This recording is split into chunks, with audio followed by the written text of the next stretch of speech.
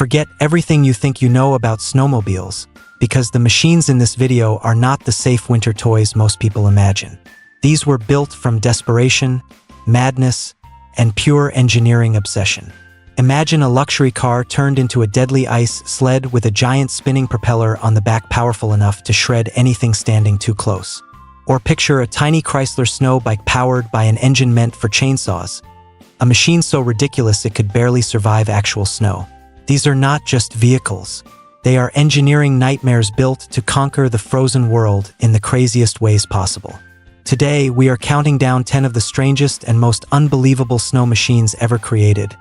And trust me, some of these look like they came straight out of a science fiction movie. One of them is literally a sports car sitting on tank tracks. So buckle up, hit that subscribe button, and let's dive into the frozen madness. We are starting with one of the most dangerous creations ever built during World War II, the terrifying Tatra V855. Built in Nazi-occupied Czechoslovakia in 1942, this machine looked like a luxury car mixed with an airplane. German forces were struggling in the brutal Russian winter, so engineers took a Tatra sedan, ripped it apart, and attached a massive wooden aircraft propeller to the back. The result was a terrifying aero sled capable of racing across ice and deep snow at nearly 50 miles per hour.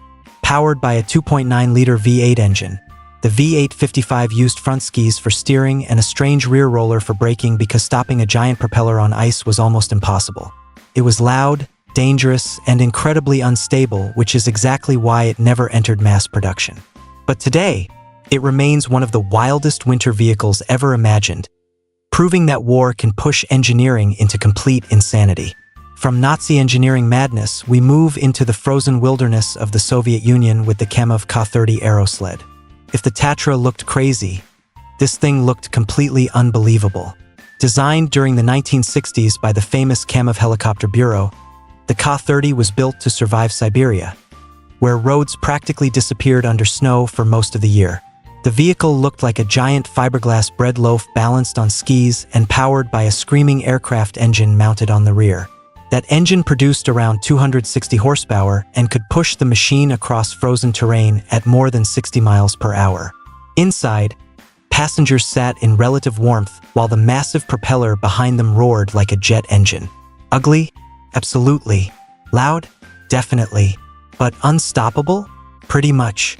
It became one of the Soviet Union's most effective winter transport machines, carrying supplies, mail, and officials across impossible frozen landscapes. Now let's jump to 1960s America, when snowmobile companies were experimenting with absolutely everything. That brings us to the Bolin's Diablo, one of the strangest snowmobiles ever built. Most snowmobiles place the rider directly above the engine like a motorcycle, but Bolin's decided to completely flip the idea upside down. The Diablo separated the rider from the engine entirely. The front section contained the motor and tracks, while the rider sat behind on a detached sled being pulled through the snow. Steering worked by turning handlebars connected to the powered front section, which pivoted left and right while you trailed behind like cargo. Bolin's claimed the design reduced vibration and improved flotation in deep powder, but riding one felt incredibly strange. If the front section hit a bump, it bounced independently from the rider, creating a weird, disconnected feeling. And if things went wrong, Before snowmobiles became recreational toys, winter transportation in rural Canada was incredibly difficult. Heavy snow could isolate entire communities for months, so inventor Joseph Armand Bombardier created the C-18 to keep people connected during brutal winters. This huge tracked vehicle could carry up to 18 passengers, though people often packed even more inside during snowstorms. Powered by a Chrysler six-cylinder engine, the C-18 crawled through deep snow using massive rear tracks and giant front skis. It wasn't fast, but speed didn't matter. What mattered was reliability. For decades, these snow buses transported children to school, delivered mail, and carried doctors to isolated villages during blizzards. Inside, it smelled like gasoline and wet winter clothing, but it kept people alive during harsh Canadian winters. It wasn't just a vehicle, it was a lifeline. Long before Bombardier created the C-18, there was Carl Eliasson, the man who invented one of the first practical snowmobiles. In the 1920s, Eliasson suffered from a foot condition that made snowshoeing difficult, so he built his own solution. Using a tiny boat motor attached to a wooden sled, he created the Eliasson motor toboggan. The design looked primitive with exposed engines, steel tracks, and almost no suspension, but it worked. It could carry people and supplies through snowy forests when nothing else could move.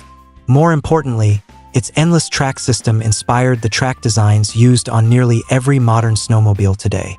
It was slow, rough, and uncomfortable, but revolutionary. Then came one of the most famous snow machines in movie history, the Swedish-built snow track. If you have seen the movie The Shining, you have already seen this legendary machine driving through the blizzard toward the Overlook Hotel. Built starting in 1957, the snow track used a reliable Volkswagen engine and a unique steering system that allowed it to drive more like a normal car than a tank. Wide rubber tracks gave it incredible flotation on deep snow, allowing it to glide across terrain where ordinary vehicles would instantly sink. It wasn't fast, and its heater was famously terrible. But the snow track became loved by utility crews and explorers because it was simple, reliable, and nearly unstoppable in harsh winter conditions. Then came the experimental 1970s and one of the coolest looking snowmobiles ever built, the Raider Double Eagle. This machine looked like a race car on snow. The driver sat low inside a cockpit between two tracks with legs stretched forward like a Formula One driver. The low center of gravity made the Raider incredibly stable on packed trails, allowing aggressive cornering without tipping over.